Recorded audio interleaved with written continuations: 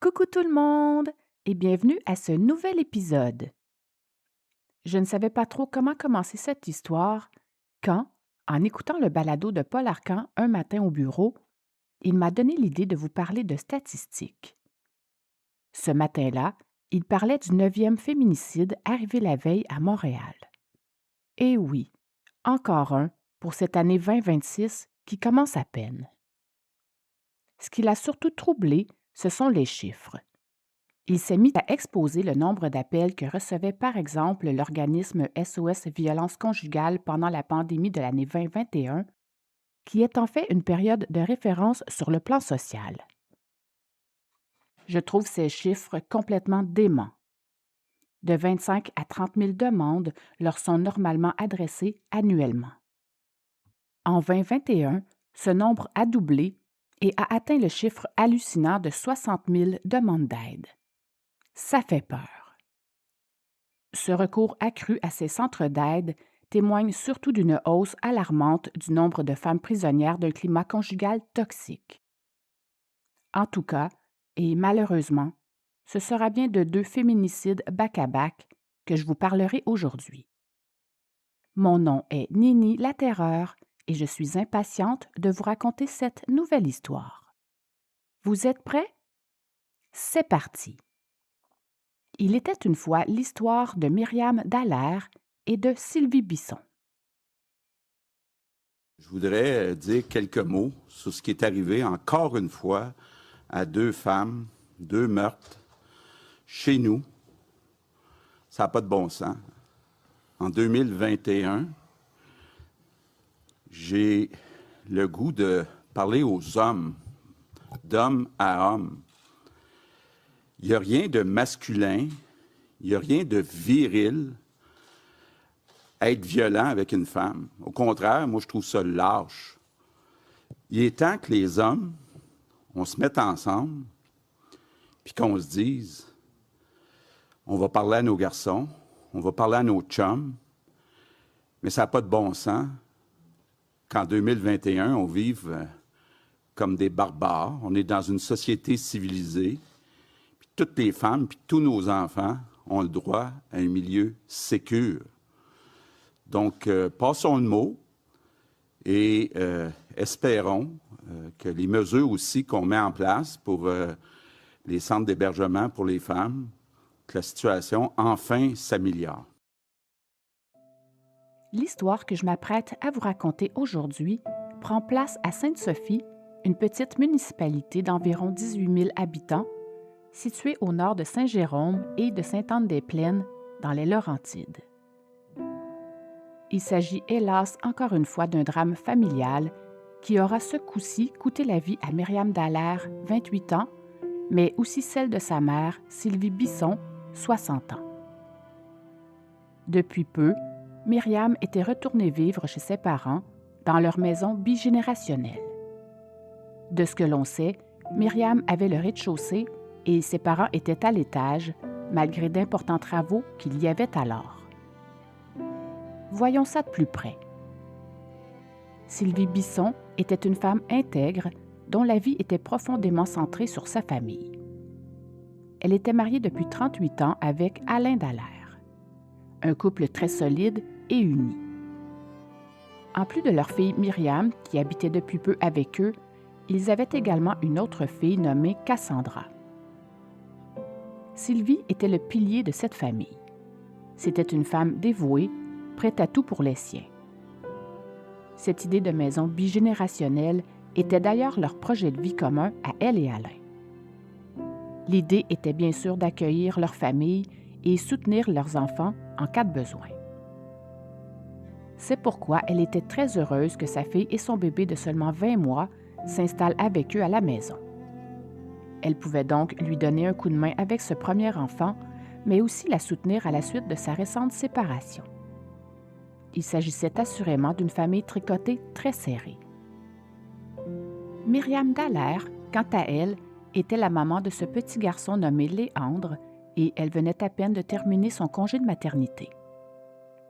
Il faut savoir que ça faisait pas loin de 7 ans qu'elle essayait de tomber enceinte.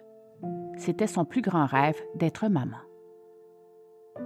Myriam était une femme forte, au sourire facile. Une mère dévouée, pleine d'entrain et à la bonne humeur contagieuse. Une excellente maman qui prenait également soin de sa grand-mère. Depuis peu, elle s'était séparée de son conjoint, Benjamin Soudine, le papa de leur seul enfant. Cette éducatrice à l'enfance sortait donc enfin d'une relation qui ne fonctionnait plus du tout. D'ailleurs, ça faisait déjà plusieurs mois que ça ne marchait plus entre eux. Comme beaucoup trop d'hommes sur cette terre, vous imaginez bien que cet ex vivait plutôt mal cette rupture. Ce que l'on sait des derniers moments sur terre de Myriam nous vient de son amie Vanessa. En effet, dans un dernier échange entre elles, Myriam lui avait confié que les 3 dernières semaines avaient été pour elle un tourbillon d'émotions, mais que tout semblait enfin se replacer. Tant mieux, mais ça ne durera pas. Quelques jours plus tôt, elle avait aussi dit à son amie qu'elle devait seulement reprendre sa petite routine quotidienne à la suite de cette toute récente séparation. Elle était même très enthousiaste de retourner sur le marché du travail après son congé de maternité. En fait, ce qu'on comprend, c'est que ce père de famille trouvait difficile cette rupture car ça l'obligeait à recommencer sa vie à zéro alors qu'il aimait toujours sa conjointe. Pauvre chou! Il aurait pourtant dû avoir eu sa leçon, car 2 ans plus tôt, il avait plaidé coupable à des accusations liées à de la violence conjugale à l'égard d'une autre de ses ex-conjointes. Il n'avait alors écopé que de 150 heures de travaux communautaires et d'une probation de 2 ans après avoir plaidé coupable à cette accusation. Une peine beaucoup trop clémente, évidemment. Lors de sa présence à la barre à cette époque, il avait reconnu avoir bousculé et menacé de mort cette autre femme parce que, et encore une fois, elle voulait mettre fin à leur relation. Lors de sa comparution, il avait pourtant assuré au juge avoir repris sa vie en main depuis ce fâcheux événement. Le pire dans tout ça, c'est que malheureusement, le juge l'avait cru. Ouais. Un de ses amis était même venu confirmer que ce dernier avait assurément un lourd passé, mais qu'il avait néanmoins réussi à reprendre en main son destin. Enfin, jusqu'à cette fois de trop, bien sûr. Évidemment, pendant que ce meurtrier était en liberté, sa victime, elle, devait se cacher comme un animal traqué par peur des représailles de sa part.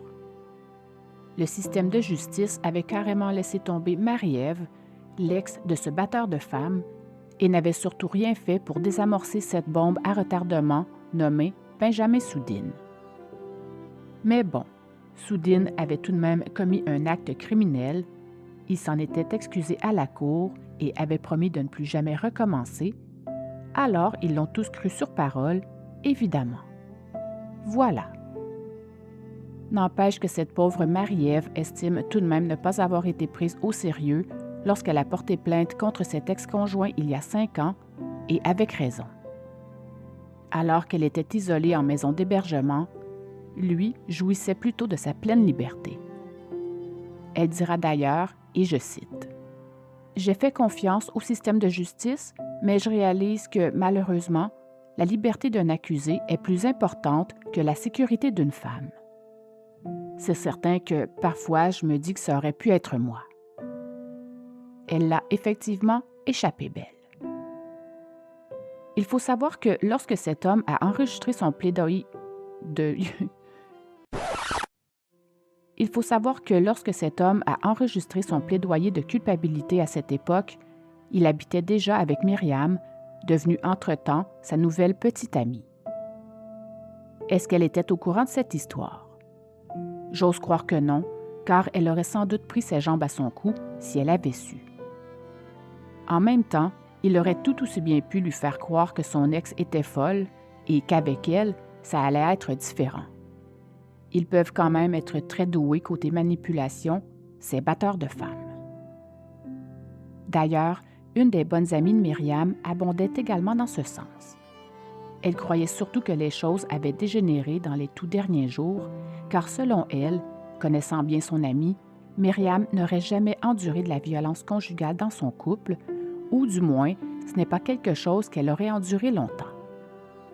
Ça devait donc être récent parce que pour ses proches, Myriam Dallaire était une tête forte. Ce n'était pas quelqu'un qui se laissait marcher sur les pieds. Elle était à son affaire et pour sa sécurité et celle de son fils, elle ne serait jamais restée dans un tel climat. Mais ce n'est malheureusement pas tout côté violence conjugale. Une deuxième ex-copine s'est également confiée à la presse, disant avoir elle aussi vécu l'enfer pendant les 2 années où elle a été en couple avec lui. Selon elle, et vu les problèmes de Soudine à gérer sa colère, il s'agissait d'une vraie bombe à retardement. Elle dira d'ailleurs, et je cite, « C'est un gars qui est très impulsif. Il m'a manipulée, il m'a détruite. On n'a aucune difficulté à la croire. » D'un autre côté, ce suspect n'était pas que dangereux pour ses conjointes, car en 2011, il avait reconnu, avec l'aide de 3 autres complices avec qui il trafiquait de la méthamphétamine, s'être rendu chez un dealer rival quinquagénaire et l'avoir battu à coups de barre de métal dans une affaire impliquant une intrusion de domicile à Thetford Mines. Rien que ça. Ces hommes avaient reçu une commande pour donner un avertissement à ce vendeur de stupéfiants. En réalité, Soudine avait frappé l'homme avec une barre métallique pendant que ses complices fouillaient la maison à la recherche d'argent. Il avait alors écopé d'une peine de 52 mois de prison après avoir plaidé coupable aux charges portées contre lui dans cette affaire. Depuis qu'il a atteint la majorité, Benjamin Soudine s'est quand même retrouvé plus d'une 20aine de fois devant les tribunaux. Bref, un maudit bon gars.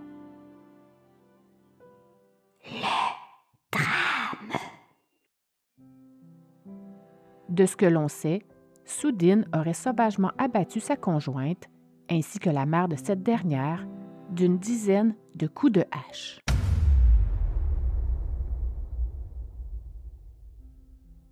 Maintenant que le contexte a été plus ou moins mis en place, voyons plus en détail de quelle façon cet homme a pu en arriver à tuer ces 2 femmes, devenant ainsi les 4e et 5e féminicides de cette sombre année 2021.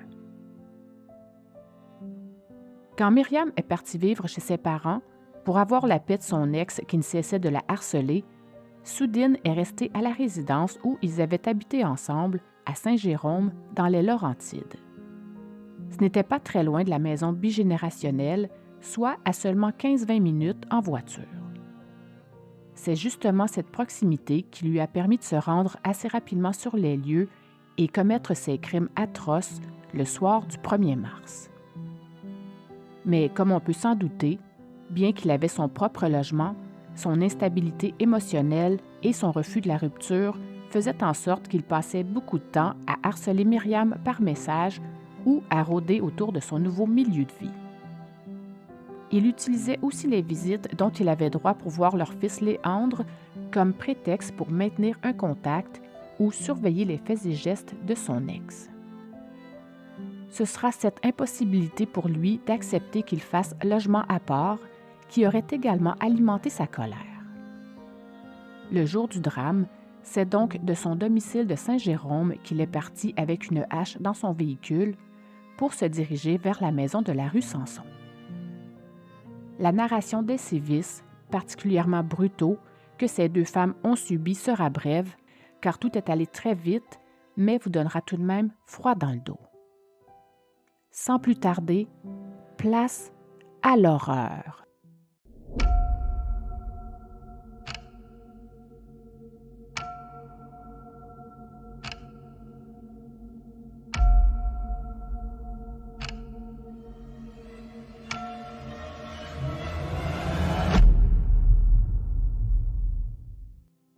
Tout commence donc par une simple querelle par texto le 1er mars 2021, avant que Benjamin Soudine ne se présente chez les parents de son ex-conjointe à Sainte-Sophie aux alentours de 21h, quelques mois seulement après que sa conjointe Myriam eut mis fin à leur relation et malgré qu'ils venaient tout juste d'avoir un enfant ensemble. Comme les messages textes qu'ils s'envoyaient n'ont pas été publiés intégralement dans les médias pour protéger la vie privée des victimes et de la famille, nous ne savons pas exactement ce qu'ils s'écrivaient à ce moment-là ni ce qui aurait pu mettre le feu aux poudres à Soudine, mais il est important de noter qu'il usait régulièrement de harcèlement psychologique avec elle depuis leur rupture et que ces derniers textos qu'il s'écrivait étaient particulièrement agressifs. À vrai dire, il n'acceptait pas du tout cette rupture. Il utilisait les messages textes comme outil de contrôle et d'intimidation. Il inondait carrément Myriam de messages haineux, et ce depuis des mois. Il s'agissait parfois de messages de supplication pour qu'elle le reprenne dans sa vie, mais la plupart du temps, c'étaient des menaces voilées ou explicites. Selon Cassandra, la sœur de Myriam, elle vivait alors constamment dans la peur de son ex. Elle recevait des messages à toute heure du jour et de la nuit. Ce harcèlement numérique était bien sûr le signe précurseur de l'escalade physique qui a suivi. Soudine lui reprochait constamment cette séparation et utilisait souvent leur enfant comme levier émotionnel. Évidemment, dans les heures précédant le double meurtre, la tension venait d'atteindre un point de non-retour pour lui. C'est d'ailleurs ce harcèlement par texto qui avait poussé Myriam à s'installer chez ses parents. Elle espérait s'y sentir en sécurité avec les siens pour l'épauler et la rassurer. Raté. Est-ce que Soudine est entré directement dans la maison? Avait-il une clé? A-t-il défoncé la porte à l'aide de sa hache dans le style de Jack Nicholson dans le film The Shining?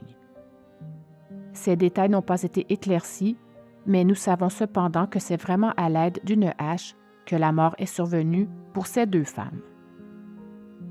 Myriam se trouvait dans la cuisine quand son ex a débarqué chez elle. Leur bébé dormait dans sa chambre. L'attaque a été soudaine et d'une violence inouïe. Soudine lui a alors asséné une dizaine de coups de hache. Sylvie, qui se trouvait à l'étage, s'est précipitée au rez-de-chaussée en entendant des cris et c'est à ce moment-là qu'elle a, elle aussi, été attaquée par cette même hache qu'avait toujours Soudine dans les mains. C'est donc en tentant de protéger sa fille lors de l'attaque qu'elle a été tuée à son tour. D'ailleurs, les procureurs décriront plus tard cette scène de crime comme étant d'une violence extrême. Les deux femmes ont été frappées à de multiples reprises, principalement à la tête et au haut du corps. Immédiatement après avoir donné le dernier coup fatal à son ex-belle-mère et dans un état d'agitation extrême, Soudine, devenu meurtrier, est sorti de la maison et a pris la fuite en claquant la porte derrière lui. Enfin, il n'est pas non plus allé bien loin car il a rapidement été impliqué dans un accident de la route à Saint-Jérôme, à seulement quelques kilomètres des lieux du drame. Il s'agissait en fait d'un face-à-face volontaire. Soudine confirmera d'ailleurs ce fait plus tard en disant avoir lui-même provoqué cette collision avec un autre véhicule dans le but de mettre fin à ses jours. Mais peu importe s'il dit vrai ou pas, il a tout de même blessé gravement l'autre conducteur, âgé de 33 ans, qui se trouvait à ce moment-là au mauvais endroit, au mauvais moment. Cet autre automobiliste avait immédiatement été conduit à l'hôpital et a plus tard été rencontré par les enquêteurs lorsque son état l'a permis. Malheureusement, cet homme conservera d'importantes séquelles à la suite de cette brutale collision. Il a tout de même subi une vingtaine de fractures, nécessitant plusieurs mois de réhabilitation. Il a même cru un instant ne plus jamais pouvoir remarcher de sa vie. Il est vraiment passé à deux cheveux d'être amputé d'un pied. C'est donc peu après l'arrivée des ambulanciers à la maison bigénérationnelle que l'impact est survenu, dans une zone où la limite de vitesse est de 50 km/h. Ce grave accident entre ces deux voitures était tellement important qu'il aura fallu plus d'1 heure et demie aux pompiers arrivés sur les lieux pour extirper Benjamin Soudine de son véhicule au moyen de pinces de désincarcération. Mais revenons un peu en arrière, car il manque un ultime détail à cette partie de l'histoire, soit la découverte des cadavres. Donc, pendant que les policiers s'occupaient du suspect, c'est le papa de Myriam, Alain Dallaire, qui va trouver les corps ensanglantés de sa fille et de sa conjointe. My God, je trouve ça tellement effrayant. Inquiet de ne pas voir sa femme remonter à l'étage, le papa de Myriam est alors descendu voir à son tour ce qui se passait et c'est là qu'il a fait la macabre découverte. Avant de descendre voir en bas ce qui se passait, il avait entendu une porte claquer. Comme on le sait maintenant, c'était son gendre qui, tel un lâche, quittait la maison et prenait la poudre d'escampette. Alain Dallaire dira d'ailleurs plus tard, les yeux pleins d'eau. C'est à la guerre qu'on voit des images de même. Je ne pensais pas voir ça ici. Le pauvre. Myriam Dallaire et sa mère ont donc été retrouvées inanimées vers 21h15 dans leur maison à la suite d'un appel passé au 911 par ce membre de la famille. Elles ont rapidement été transportées dans un centre hospitalier où le décès de Sylvie a d'abord été constaté. Pour ce qui est de Myriam, qui était alors dans un état grave, elle a plutôt succombé à ses blessures en matinée le lendemain du drame. Quelle tristesse! Son papa a dit, complètement bouleversé et accablé, que sa fille était alors trop mal en point. Il a donc fallu qu'il prenne la douloureuse décision de la débrancher.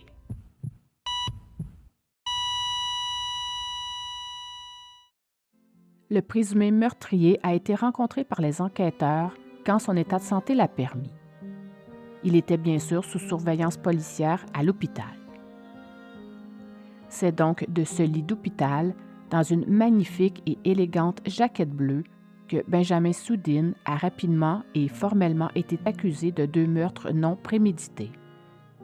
Il avait d'ailleurs beaucoup de difficultés à bouger à cause de son accident, mais il a quand même confirmé bien comprendre qu'il faisait de nouveau face à la justice, et pas que pour des broutilles cette fois.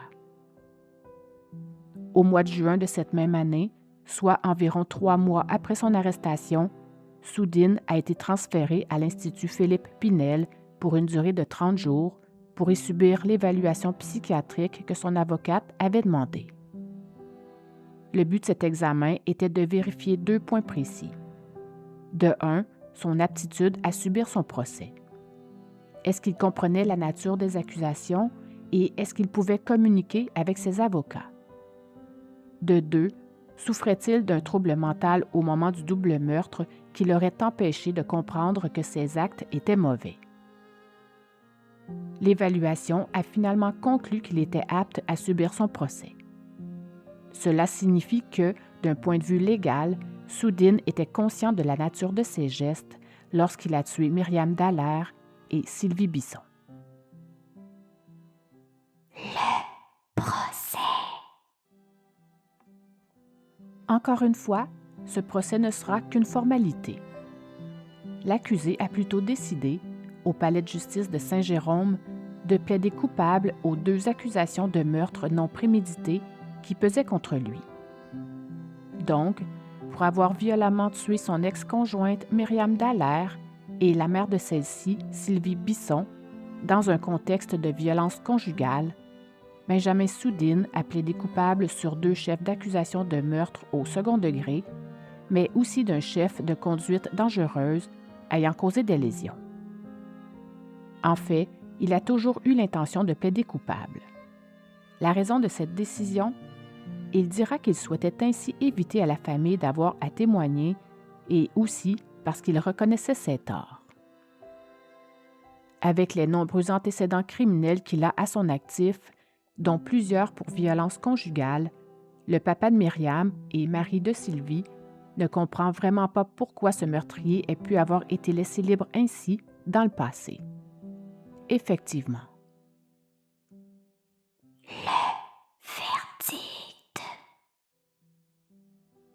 Lors d'une rupture, les femmes sont encore trop souvent victimes d'un conjoint violent, incapable d'accepter la fin d'une relation. Le message des tribunaux doit être clair. La violence faite aux femmes n'est pas tolérable. Voilà ce qu'a déclaré la juge Catherine Perrault de la Cour supérieure en rendant son jugement sur la peine après avoir noté l'extrême violence de cette attaque. Comme le meurtre non prémédité entraîne automatiquement une peine de prison à vie, il ne lui restait qu'à déterminer combien d'années, dans une fourchette de 10 à 25 ans, ce meurtrier allait passer dans un pénitencier avant de pouvoir faire une demande de libération conditionnelle. Sa décision sera donc qu'il passera un minimum de 18 ans derrière les barreaux avant de pouvoir être éligible à une mise en liberté sous condition. L'autopsie. Dans tous les cas de mort violente ou suspecte, des autopsies sont systématiquement pratiquées au Québec, et ce, même si on connaît l'identité du tueur et presque tous les détails concernant l'agression. Pour le cas qui nous concerne, les éléments les plus crus des 2 rapports d'autopsie n'ont pas eu besoin d'être exposés en détail, vu sa décision de plaider coupable, épargnant ainsi à la famille une partie de ses témoignages techniques et éprouvants. Comme il s'agissait ici d'homicide flagrant, le coroner a ordonné des autopsies pour confirmer officiellement les causes des décès et documenter la nature des blessures. Ces analyses sont habituellement essentielles pour le dossier de preuve de la couronne lors d'un procès. Les rapports ont confirmé que les 2 femmes ont succombé à des traumatismes sévères infligés à l'aide d'un objet tranchant. Les détails publics issus du tribunal ont aussi confirmé que l'arme utilisée était bien une hache. Pour ce qui est de l'analyse de la scène de crime, il sera mentionné qu'il s'agissait d'une attaque d'une extrême violence, qualifiée même d'acharnement dans les rapports judiciaires. À la suite de ce verdict, différents membres de la famille des 2 femmes ont écrit une lettre commune qui a été lue en cours. En gros, cette lettre faisait état de la grande douleur qu'ils ressentaient devant ces 2 décès qui n'auraient pas eu lieu d'être, mais aussi de la trahison de cet homme à qui ils avaient tous fait confiance et à qui ils avaient également ouvert leurs bras. Bien sûr, et comme c'est souvent le cas, le monstre s'est lui aussi adressé aux proches des 2 victimes, debout bien droit dans le box des accusés. On l'écoute. Je suis tellement désolé pour les torts que j'ai causés. Je demande pas d'excuses. Je veux juste vous faire savoir que moi aussi j'en souffre. Bla bla bla. J'ai tellement merdé. C'est tellement plate, je le regrette. J'espère que vous allez pouvoir continuer vos vies paisiblement. Tuer ainsi son ex et son ancienne belle-mère à coups de hache témoigne assurément d'une rage intense chez ce meurtrier et d'un acharnement que l'on voit trop souvent lors de féminicides. Les scènes d'horreur qui ont brièvement été décrites dans cette histoire démontrent clairement qu'il s'agissait ici d'une explosion de colère de la part d'un homme à l'ego démesuré. Comme tant d'autres comme lui, malheureusement. Sudhin avait sans doute gardé toute cette rage pour lui tout seul, car il avait récemment discuté de sa séparation avec une amie en lui disant simplement qu'il était triste. Il n'avait non plus prononcé aucune menace contre son ex devant elle. Pour cette amie, à ce moment-là, Sudhin ne semblait pas du tout en détresse psychologique. Mais il faut parfois se méfier des apparences, et elle aurait quand même dû avoir la puce à l'oreille, car il lui avait également dit cette fois-là qu'il aimait Myriam à en mourir.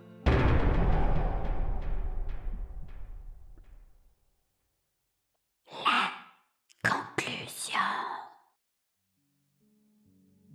La procureure de la Couronne espère maintenant que le dénouement de ce drame incitera les femmes à dénoncer la violence et à faire confiance au système de justice. À la suite de ces 2 décès tragiques, c'est la sœur de Myriam, Cassandra, qui a pris en charge l'avenir du petit Léandre avec son conjoint. Il était hors de question pour elle que son neveu soit placé ou bien qu'il perde le lien avec sa famille biologique restante. Elle et son conjoint se sont donc manifestés immédiatement pour s'en occuper. Le grand-papa du petit était également très impliqué. Tout en vivant son propre deuil, il a continué à soutenir activement Cassandra dans l'éducation de son petit-fils. Aujourd'hui, le petit Léandre grandit entouré de sa tante, de son oncle et de son grand-père. La famille a choisi de rester soudée malgré la douleur, faisant de la sécurité et du bonheur de l'enfant leur priorité absolue. Ils forment maintenant ensemble un noyau familial serré pour lui offrir un environnement stable. Le lendemain de ce double féminicide, des organismes d'aide sont quant à eux venus déplorer que le passé violent de ce meurtrier n'ait pas été suffisamment pris au sérieux par la justice. Je suis d'accord. Pour le papa de Myriam et époux de Sylvie, il est inconcevable que Soudine puisse un jour sortir de prison, tout comme il est impensable que ce meurtrier ait pu se balader tranquillement en liberté et fréquenter sa fille avec tout le passé qu'il avait. Son épouse partageait le même enthousiasme que sa fille Myriam. Elles avaient ce goût de vivre en commun. Sylvie envisageait une retraite paisible dans les Laurentides avec lui et sa famille. Mais le destin en aura décidé autrement.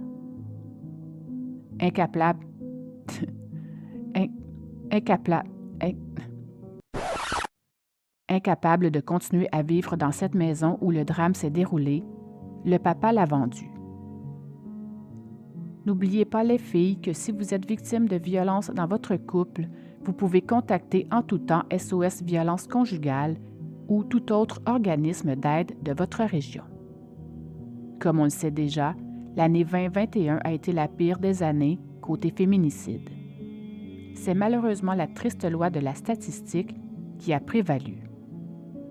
Ce qui est d'autant plus triste et regrettable, c'est que d'autres femmes après Myriam et Sylvie tomberont elles aussi sous les coups d'un ex ou d'un compagnon violent. Ces histoires se ressemblent souvent, c'est vrai, et restent pour autant toutes singulières, désespérantes. 2 vies brisées et un orphelin pour un petit égo froissé. On ne s'y habituera jamais. Voilà! J'espère que cet épisode vous a plu.